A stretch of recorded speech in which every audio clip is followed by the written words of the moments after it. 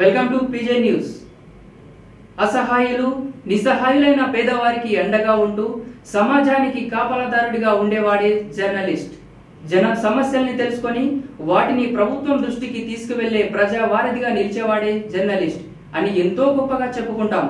కానీ జనం సమస్యల్ని తెలుసుకొని వాటిని అధికారుల దృష్టికి తీసుకువెళ్లడమే ఇప్పుడు జర్నలిస్ట్ కి సమస్యగా మారుతుంది.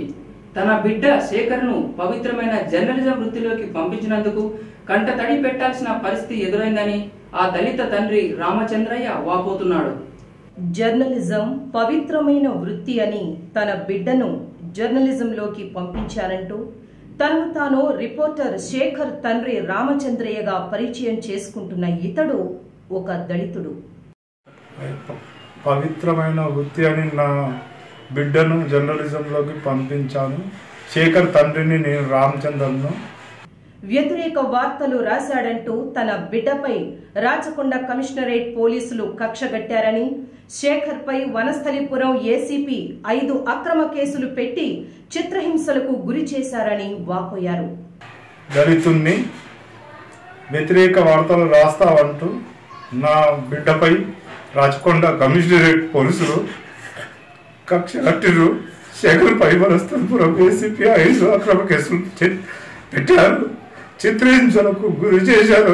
దాహం అంటే మూత్రం తాగించారని, చేయని తప్పుకు జైల్లో శిక్ష అనుభవిస్తున్నాడని, శేఖర్ ఆరోగ్య పరిస్థితి దారుణంగా ఉందని కంటతడి పెట్టుకున్నారు. దాహం అంటే మూత్రం పట్టి తాగించిరా, చేయని తప్పుకి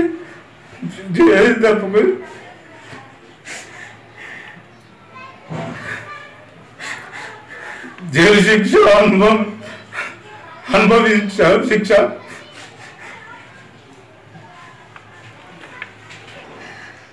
జైలు శిక్ష అనుభవిస్తూ దిశకు దిగాడు శేఖర్. ఆరోగ్య పరిస్థితి దారుణంగా ఉందని మాకు తెలిసింది.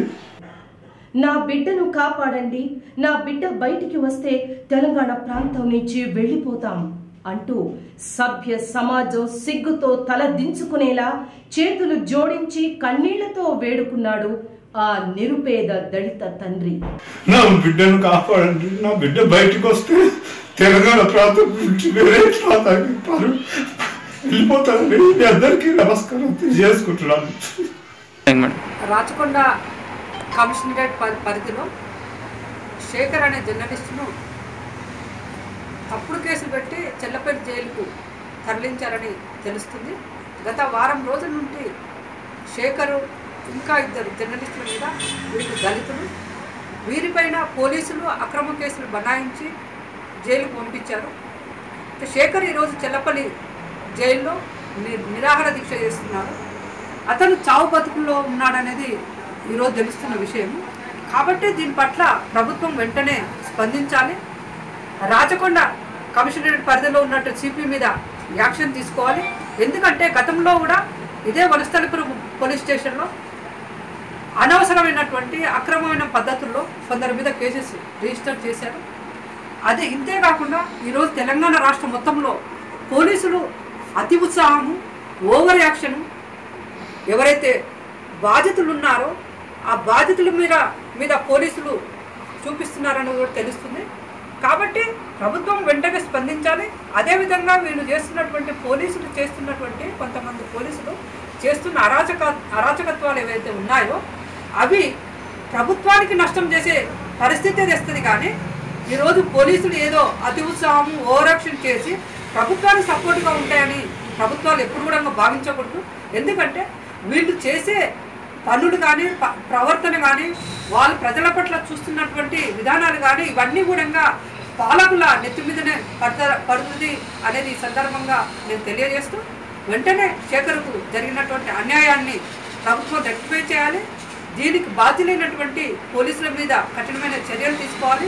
అదేవిధంగా ఈరోజు తెలంగాణ రాష్ట్ర వ్యాప్తంగా వివిధ పోలీసుల మీద ఆరోపణలు, నిజంగానే వాళ్ళు చేస్తున్నటువంటి అరాచకత్వాలు ప్రభుత్వం దృష్టికి తీసుకొస్తున్నారు.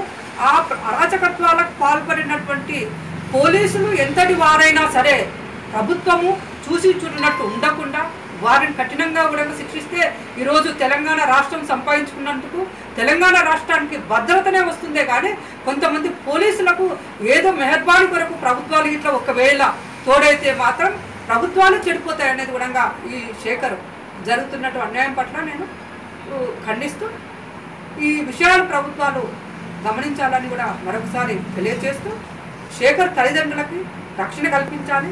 శేఖర్ను వెంటనే చెల్లపల్లి జైలు నుండి హాస్పిటల్కి తరలించి అతని ఆరోగ్యం క్షీణించకుండా చూడాలి. శేఖర్కు ఏమైనా జరిగితే ప్రభుత్వమే బాధ్యత వహించే పరిస్థితి తెచ్చుకోవద్దనేది కూడా ఈ సందర్భంగా తెలియజేస్తున్నాం. Congratulations PG power of journalism. So journalism అంటే చాలా చాలా వాల్యూ ఉంది కాబట్టి ఎప్పుడు హైట్స్లోనే ఉండాలి అండ్ జెన్యూన్ న్యూస్ని అందరికీ అందించాలని కోరుకుంటున్నాం. All the best. Power of journalism ఛానల్కి శుభాకాంక్షలు, శుభాభినందనలు. మీరు జర్నలిజం పవర్ ఏంటో చూపించండి.